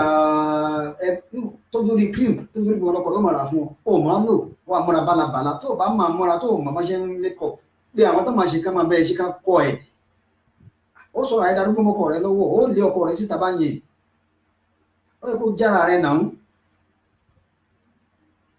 kóbìnrin múra fà kíyàwó èèyàn múra kó wá fẹ́ jáde nílé ó fẹ́ Ànábì Muhammad sallallahu alaihi wasallam ló sọ bẹ́ẹ̀ ìdùnnú la nídìí láàrin ara wa ẹ má sọ pé à ń sọ̀rọ̀ ó bí ọ̀rọ̀ tá à ń sọ yìí ó lè jọ eré kò ń ṣeré ẹ̀yin ẹ practice ẹ̀ nínú ilé tí relationship yóò bá ní stand ẹ try ẹ wò wọ́n pé ìyàwó rẹ̀ ń jọ́ mi wà ní màjà come stay there bí ọmọ wẹ̀ ẹ̀wọ̀ ẹ̀ lọ́kàn turn around la ilaha illallah Muhammadur rasulullah sallallahu alaihi wasallam ẹ̀yin ẹ̀yẹ wa ẹ̀rọ pípẹ́ àfáà ti dé mu ṣé mo náà sọ èyí reality ni ìyàwó wa ìmọ̀ tọ̀ wá no yes that's my wife inú nǹkan ó dùn ní o fẹ́ pé o make him proud ìyàwó ẹlòmíì ò lè jẹ́ kí ìyàwó ẹ̀ ó tẹ̀lé ṣó ni múra tán ẹ àjẹ́ ká máa lọ dájú wa no ẹ máa lọ máa bá yín ẹ máa lọ tẹ̀lé ní bó ṣe múra ìrọ́ ọkùnrin mọ́ la ilaha illallah Muhammadur rasulullah àbá ọmọ ọlọ́lá bó ṣe rí ni mo sọ fún yín obìnrin fẹ́ kí èèyàn máa ṣe ní dìdìrín lẹ́ẹ̀kọ̀ọ̀kan tẹ́ bá fẹ́ kí ìyàwó yín ó lọ́ọ̀bù yín kú yányán ẹ fẹ́ kó fẹ́ràn yín tí ò bá rí yín kó rí ẹ̀ ti fẹ́ dàrú ẹ̀yẹ ṣáà máa fọ́ọ̀nì sínú ilé ẹ máa pálẹ̀ ẹ máa make it happy tó bá miss yín one day ó dáná kò nílé avoid láti miss yín or lose yín ọlọ́mọ jẹ́ ká lose ara wa nísìn ọ̀rọ̀ táà ń sọ ìwádìí nílé ọ̀tún láà tó continue insha Allah relationship lágbàáyé ti dàrú ó ti fọ́nká ló fà tí gbogbo àwọn ọmọ wa náà fi ń ní problem nígbà tí ìyá ò bá dúró kó tọ́jú ọmọ tí bàbá ò bá mójútó ọmọ tí ò ṣètọ́ tí ìyá ń lọ lọ́tọ̀ bàbá ń lọ lọ́tọ̀ ta ló fẹ́ responsible fún ọmọ kí ló dé Ànábì Muhammad sallallahu alaihi wasallam ló sọ bẹ́ẹ̀ ó ní mọ́nà àfúrà àwọn òfà ẹni tó bá dùn obìnrin nínú fàkà ànàmà bákàmì àṣìyàtìlá ó dàbẹ̀ ládẹ́ tó sunkún torí ìbẹ̀rù Ọlọ́run torí iṣẹ́ Ọlọ́run tó sì sunkún lára rẹ̀ láàfin ẹni bẹ́ẹ̀ afọ́ Ọlọ́run nìkan ló sọ ó ní fàáńtà àbúhá bálímìnà lè yóò mi ń mú ha tòkọ́ símù ha àrízákọ̀ zákà zimáàmù ha ó ní fàáńtà àbúhá látẹ̀ní lọ látijọ́ tí wọ́n ti ṣe ìgbìyàwó rẹ̀ fún ọ tí wọ́n ti jọ so yín pọ̀ ìjọ tí wọ́n ti wẹ́ẹ̀dì yín papọ̀ báyà nígbà ní wẹ́dà kan wẹ́ẹ̀dì kan náà ni wọ́n jó yín papọ̀ náà ni táti so yín papọ̀ báyìí tó ti kó lé nínú rẹ̀ fàáńtà àbúhá owó fúnra ẹ̀ ọkọ ti di bàbá ẹ̀ bálímìnà lè yóò mi ń mú wa ìwọ ọkọ náà lè yá ẹ̀ torí pé orúkọ rẹ̀ ó change kó ló family wọn níbi orúkọ rẹ̀ á kúrò ní mrs kìnìún kan á di mrs orúkọ tí wọ́n ń jẹ́ gbogbo tó wà lára ẹ̀ lọ́mọ ìwọ ni ó bí fún tukọ́ sí mọ́ àrìzákọ̀ afáwa ní tukọ́ sí mọ́ àrìzákọ̀ gbogbo tó bá ní ẹjọ́ máa náà ni máa tọ́jú ẹ̀ záàkà sì máa mú wa torí pé tó bá ti ń tọ́jú ẹ̀ ìyẹn gan ni ìjánu rẹ̀ ìdápẹ́ ní ìjánu yẹn gan ni control tó wà máa control ẹ̀ ẹni ẹ̀ bá tàbí bọ́lá àbọ̀ tó bá di ní ọ̀tún náà á sọ nípa ọrùn obìnrin ní àfi orun dun ọkọ rẹ̀ nínú àwẹ̀ láwà ṣẹ̀ríà Islam là ń sọ gbogbo àwọn nǹkan kéékèèké tá a fojú commonize ó ń break relationship obìnrin mi náà kò sí ọkùnrin òjò lójú obìnrin mi náà ọkùnrin òfẹ́lẹ̀ àwọn ìyá tó ń bí ọtọ́ wà ní ọkọ dèní ojú wọn rí mẹ́wàá ó dìgbà tó mọ̀ ní bá dàgbà kó tó ẹjọ́ ilé ọkọ táwọn ọmọ rẹ̀ bá dàgbà gbogbo tí ọkọ ò ṣe fún àwọn ọmọ rẹ̀ wà máa ṣe fún ara ọmọ ní ẹ̀sìn obìnrin wà arábìnrin yìí ó wà ní létí odò torí àsìkò mi ti pé ó wà létí odò pẹ̀lú ẹni tí ó gbà sílẹ̀ nígbà tí fẹ́ pa ẹni yẹn ń ṣe kí ni o ẹni yẹn lọ ṣẹ́ gítà ó wá fi ń bọ́ ìyá ìpé ìyá ìbọn ló gbà mí lẹ̀sẹ̀ ìyá ìwà ń ṣàkàbẹ̀ Ọlọ́run tí wá sọ́dẹ̀ ní Ọlọ́run àwọn wòlíì dáadáa gbogbo ayé wá ń gbé àwọn sickness wá wọ́n gbé problem wá wọ́n ń ṣàdúrà fún ara wọn ń yá nílùú tó wà nígbà tó yá ọkọ rẹ̀ ti Mẹ́kà dé ọkọ wá dé ó wá béèrè lọ́wọ́ àbúrò ọkọ mo ti dé o ẹ káàbọ̀ bọ̀dá mi gíníkan níjọ́ ìyàwó mi ń kọ́ ó ní ìyàwó yín ọ̀nà má bàyìn jẹ́ látàrí ìrìnàjò ti dé ní ìyàwó yín ṣe àṣemọ́ṣe nígbàtà ti lọ báyìí ó kàn ń tẹ̀lé ọkùnrin káàkiri ni àfà á padà akamọ́rí akọ́kànrin máa lórí báyìí la mú báyìí ni ẹmọ àpúrọ̀ ọmọ ẹni tako ni báyìí mo ṣe mo right handed ọ̀dẹ̀ ìṣèdájọ́ lórí ẹ̀ gbé lọ sí court àwọn ẹlẹ́rìí jẹ́rìí àwọn ẹlẹ́rìí mẹ́rin wọ́n jẹ́rìí báwọn rí wọ́n ti lẹ́lọ́pọ̀ pa o ẹ̀wọ̀n ní ti kú la ilaha illa Muhammadu Rasulullah sallallahu alaihi wasallam. níbo ni ọ̀rọ̀ arábìnrin náà yọrí sí ó ṣọ́ àmánà ọkọ rẹ̀ nífa la ilaha Sayyidina Ali karamallahu wajhahu Sayyidina Ali ní arba'u la amana la àwọn kan mẹ́rin kan bẹ kò ní àmánà kò ṣe gbẹ̀mẹ̀lé kò ṣe trust kò ṣe depend lé lórí wọ́n ní wọ́n Sayyidina Ali kí ni nǹkan mẹ́rin náà ó ní Sayyidina Ali wá ní wàláwó even ó ní nǹkan mẹ́rin kò ṣe trust kò ṣe gbẹ̀mẹ̀lé kódà ó ní kódà kí Sayyidina Ali ní àdáàrù ìgbà wàláwó sọ́fà kódà kó pure fún yàn àti níbi ìgbà time téèyàn ń lò àwa ní lẹ́nu àdìchíà wọn ni gómìnà lẹ́ni wọn ni president time tó ń lò yẹn kò ṣe trust kò ṣe gbẹ́ kò lè depend lé lórí torí pé no condition is permanent you are there today you may not be there tomorrow ó wà mẹ́rin ni wọ́n ń pè lọ́la wọ́n pè ẹlòmíì Sayyidina Ali ló sọ bẹ́ẹ̀ máa ka mẹ́rin fún alọ́túnla ọ̀rọ̀ obìnrin la sọ débẹ̀ ẹ̀yìn yẹn wá àsìkò wá ti lọ ọ̀rọ̀ náà sì wà lára mi ọ̀rọ̀ wà mọ́ kò sí àsìkò kí ló dé kí ló ba relationship jẹ́ ọkùnrin mi ò ṣẹ̀tọ́ lórí ọmọ tó ẹgbẹ́ ọ̀nà tí Islam gbà pé ká tọ́jú obìnrin ni àwọn obìnrin wọn máa yọ ìwọ obìnrin wọ́n tó mọ̀ pé o capable ọkùnrin mi yà ní wọ́n ní ẹlòmíràn ní èmi taniọ́ ọ̀rọ̀ ọkùnrin mẹ́ta àtàbọ̀ ó tó àbọ̀ obìnrin mi náà bàjẹ́ òṣòkùnrin tó jọ lójú ilé ìfẹ́ fi ọ ìfẹ́ ilé ìfẹ́ fi ọ mi ò fẹ́ ilé ìfẹ́ fi ọ èwo ló wá fẹ́ ṣé wọ́n gan perfect ṣé wọ́n gan complete ni ẹni ìbọn sọ̀rọ̀ díẹ̀ èmi kún mẹ́wọ́ èmi mọ̀sùlá kẹ́kẹ́lẹ́ wò èmi tí mi ò níṣòro èmi ò wọ́rí èmi mo ò wọ́rí wọ́n kà fún ọ lórí méje. Sùúrù lèyàn fi ṣọkọ obìnrin, ìfaradà lóbìnrin fi gbélé ọkọ àti ìtẹ́lọ́rùn. Kó appreciate ọkọ rẹ̀ dáadáa, wàá pé ìyàwó ẹ̀ jọ jókòó ẹ̀ mọ̀ ìgbà míì tóbìnrin bá wà nú oyún gan, tóbìnrin bá lóyún fún ẹ Islam ní ẹ tọ́jú ẹ̀. Ẹ wà nú lẹ́nu pálọ̀ yín, ẹ mọ̀ bọ́ àwọn bọ́ọ̀lù kéèké yẹn wọ́n ti ẹ mọ̀ ju bọ́ọ̀lù síra yín. La ilaha illallah ẹ jọ máa wo fíìmù, ẹ jọ máa ṣàwádà tí jó gborí lé ọlẹ́sẹ̀ ẹlòmíì yẹ tí ìbá o bízì tí ìṣẹ́ wọn ò ṣeré o ṣiṣẹ́ náà wọ́n wà níbi iṣẹ́ ojú ò lè kankan níbi iṣẹ́ o tún délé ojú rẹ̀ tún ràn kankan bí ojú àmú gbó. Inú àwẹ̀ la wà, obìnrin míì kò gbánu ọkọ láti àárọ̀ dálẹ́ rí, ọkọ sí ọ̀ní ọ́. Kí ló dé? Ẹjá gbogbo sí ayé wo Nàìjíríà, ẹwà àwọn cities ní Nàìjíríà, àwọn cities ní Nàìjíríà, ẹwò lúlọ gbogbo àwọn obìnrin ọkùnrin abàjẹ́. Kí ló dé? Àádẹ́ kọ àwọn obìnrin náà, á kọ̀ wọ́n sílẹ̀, tá bá kọ̀ wọ́n sílẹ̀ tán, tá a fi wọ́n sílẹ̀ tán, tá a kọ̀ wọ́n sílẹ̀ tán, á tún wá kọ ọmọ tiwọn, ní bá wọn tọ́jú ọmọ. Ó mọ̀ pé ọ̀la rẹ ló ti sọnù yẹn. Ó ṣeéṣe kó mọ́ bí mi máa jọ ọ̀kan tó bèrè tíyàwó rẹ̀ gbé lọ lọ. Ṣé bí wọ́n ló bí ẹni ó kọ ìyàwó yóò sì tún kọ ọmọ. Abẹ̀rẹ̀ boys ẹlẹ́ẹ̀kejì. Ayé ẹ̀ bàjẹ́ lọ díẹ̀díẹ̀ lóhùn wọ̀ ọmọ 40 ọdún tó bẹ́ sókè tó ní bíi ọkùnrin dé. Ọkùnrin òun lọ díẹ̀díẹ̀ nìyẹn. A fool at 40 is a fool forever. Wọ́n ọmọ 40 ọdún kò síyàwó lọ́dẹ̀ rẹ̀. Why?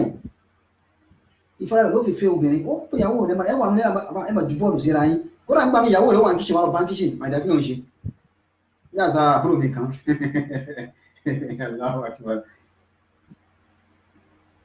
Tí ìyàwó bá ti ń dáná bá ti lè wọ kíṣìn báyìí, ìyàwó rẹ̀ sì máa gbé ẹran lẹ̀ pé bó ti mọ̀ pé kíṣìn tẹ́wà ẹran lẹ́wà mú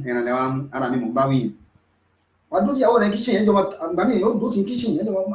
màdà kí ni ẹ ti fẹ́ jóná o. Ó kì í jẹ́ kí sáré bẹ́ẹ̀ ti omi yẹn. Wọ́n ṣáde lọ wo obìnrin tó gbé sórí náà yẹn. Ní ìyàwó rẹ̀ ó dùn tó fẹ́ pa ni, ṣẹ́rú ní ìyàwó rẹ̀ ni. Ìwọ play role ti tiẹ̀, kóbìnrin náà play role ti tiẹ̀. Káwò bẹ́yà gbèsè ayé bẹ́yà relationship bẹ́yà kò ní last. Bàbá wọn lọ́wọ́ wọn ní òdodo ọ̀rọ̀. Ẹwà wátà wà ní Europe, ẹwà ọmọ Nàìjíríà tó jẹ́ obìnrin ní Europe. Sọ́kọ́. Obìnrin mi náà bàjẹ́ kò ní sùúrù rárá torí pé wà ní Europe wọ́n ti gbàgbé pé ilẹ̀ Yorùbá láti wá ni. Yorùbá làwà a ní àṣà, a ní bíbí, a níran, a ní oríkì. A ní oríkì aláṣà, a ní bíbí, a níran. Ẹni àdélu òyìnbó mọ́ sọ́wọ́n náà wà ní Cairo bí mo ní èmi o. Ìyàwó mi tó máa dé bí wọ́n sọ pé òun fẹ́ ṣe bí ìṣe wípé ìrì outside ìlú wa. No, kò possible torí pé Nàìjíríà làwọn ti wá. A ní ilé, a níran, a lóríkì, a ní àṣà, a ní ìṣe. Ẹwọ yàwá ìyá Ìbàdàn, ẹwọ program tó máa ń present yẹn, wọ́n ní àṣà àti ìṣe ilẹ̀ Yorùbá. Wọ́n kọ́ wa ní Yorùbá, wọ́n kọ́ wa lédè, wọ́n kọ́ wa lóǹkà, wọ́n kọ́ wa bá ṣe ń múra, wọ́n kọ́ wa bá ṣe ń sọ̀rọ̀, wọ́n kọ́ wa bá ṣe ń kíyàn. Kí ló ṣe wọ ọkùnrin obìnrin yìí ò lè kúnlẹ̀ fọ́kọ rẹ̀? Ẹni wà ní Europe, wọ́n tó kún wà ní Europe ni, kò lè kúnlẹ̀. Ìwà tí àwọn ọmọ òwú sí agbọ̀n àwọn ọmọ ọ̀ràn, ìwà tí wọ́n tó ń sọ pẹ̀lú àwọn ọmọ kọ́pì, ọmọ yẹn náà jíra ọ̀rọ̀ dádì èmi àti àtẹ̀dánẹ̀ bínú rìn. Ó lè gbá nípò, wọ́n ti yà rẹ̀ náà kúnlẹ̀. Yorùbá ń kíyàn dáadáa ni. Ọmọ ọkùnrin ó dọ̀bálẹ̀ tó wájú àwọn ìdílé mùsùlùmí mi ó kúnlẹ̀ ó bẹ̀rẹ̀. Ọmọ obìnrin ó kúnlẹ̀ ọwọ́ ṣàdúrà fún káàrí sí dáadáa lájí. How are you? How was your night? Kìnìkan ó wá ṣàdúrà fún obìnrin náà. Mo ìyàwó náà ó kúnlẹ̀ bí ìyàwó ọkọ rẹ̀ ó wá ṣàdúrà fún àràjá. Báwo ni night ẹ? Báwo ni ibi iṣẹ́ lánàá? Ṣé o sí problem? Báwo wá ní ṣé wà lọ́dún iṣẹ́ lẹ́nu? Òkè ṣe night ló wà ní àbí morning? Èwo ló wà ń bẹ̀? Òkè náà tó wà bẹ́ẹ̀ ni pé èmi lọ sí iṣẹ́. Bá tún lù wá máa wá tí wọ́n ti ní break máa wá pick ẹni àgbẹ̀ lọ sí iṣẹ́. Inú ìyàwó rẹ̀ ó dùn ó ṣe ń ṣe gbèsè ayé nìyẹn. Obìnrin ní àkàn múra ní ìwò kọ́kọ́ kún ó ti sọkọ rẹ̀ di ọkọ̀ kan òkun kán bọ́ọ̀dù. Ọlọ́run fà ilẹ̀ fóbìnrin kó dáwà o kò sínú ìṣẹ̀lẹ̀ Islam obìnrin gbọ́dọ̀ wà lábẹ́ ọkùnrin kan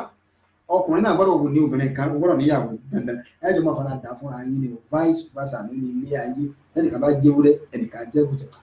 ẹni Abdulaziz Isiaq Abíọ́lá ìdí àpò àmọ́dé ni mo dúró ná kì í pọ̀ kì í dùn púpọ̀ ṣókí báyìí ni ọbẹ̀ oge ẹ̀yin yẹn wa lórí ìbílẹ̀ rédíò láwà nínú iṣẹ́ wa ìbílẹ̀ rédíò and TV ní Ramadan program lecture day 24 òun la wà lẹ́nìí tó bá di ní ọ̀túnla a máa fi ẹnu Ramadan program àwọn fi gúnlẹ̀ díẹ̀ lọ́túnla insha Allah ẹ̀yin yẹn wa ẹjẹ́ sáré lọ polówó ọjà ká padà wá ká máa fàṣùkò yìí dágbére ẹ má gbàgbé ogun nínú àkànkan mẹ́rin fún wa lọ́la ní ọ̀túnla bí ìṣẹ́ náà lè tí ó kà àkọ́kọ́ ní pé ó ní ìgbà ò ṣe é gbẹ̀mí lé o ìwọ ni wọ́n ń pè ẹ́ lẹ́nu ọ̀la wọn pẹ̀lú mi o bí ipò position tó wà post tó wà tí ò bá fi ẹ́ lẹ̀ tí ẹ pé live post ló wà ọlọ́run bá máa for live ìwọ náà padà fi bẹ́ẹ̀ lẹ̀ ní ọkàn ni o rántí o àdìsí ànábì ta kàlẹ́ ànábì ló sọ wípé ó ní mọ́nì àfúráhùn ẹni tó bá dùn obìnrin nínú bákà á nà máa bákà mi máa ṣe àtìlẹ́ ó dàbí ẹni tó sunkún torí ìbẹ̀rù ọlọ́run wọ́n máa bákà mi náà ṣe àtìlẹ́ ẹni tó bá sunkún torí ìbẹ̀rù ọlọ́run haramallahu badnahu ala nar ọlọ́run fi gbogbo ẹran ara rẹ̀ ọlọ́run sọ di ìwọ̀ fún náà kò ní wọ náà máa jẹ́ náà ẹni tó bá sọ ló máa jẹ́ náà ọlọ́run ti yọ́nú sí ìyẹn kẹ a lọ sí ìgboro ọjà ní ìṣẹ́jú kan a máa fàṣùkò yìí dábìrì ká bá ti dé.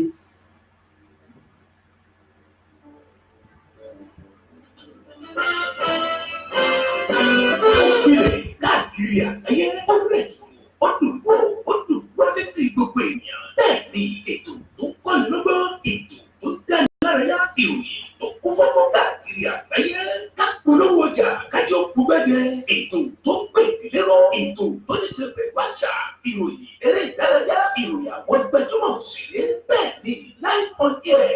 advert jingle entertainment breaking news gossip and news event promotion church program Muslim program and all of your events ẹgbẹ́ gbogbo ẹ̀ wá kẹwàá polówó ẹ̀ lọ́jọ́ ní gbogbo ayé yóò gbọ́.